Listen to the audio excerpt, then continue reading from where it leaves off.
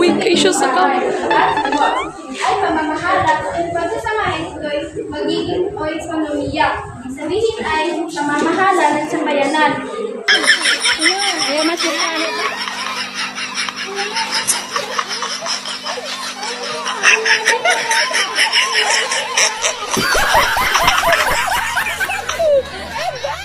Maraming salamat po, mga kaibigan at ano yun? Alam mo bang ang kahulugan ng economics?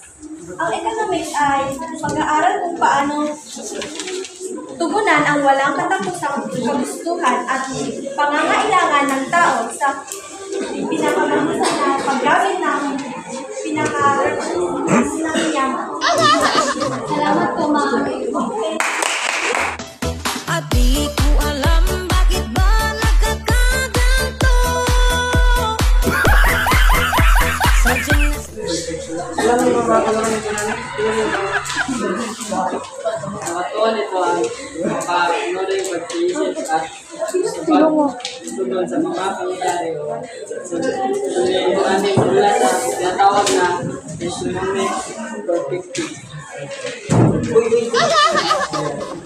Alam mo ba yung kahulugan ng comics?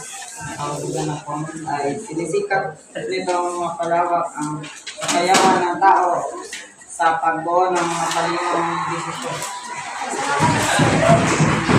Wala pong anuman. Wala kaming pakialam!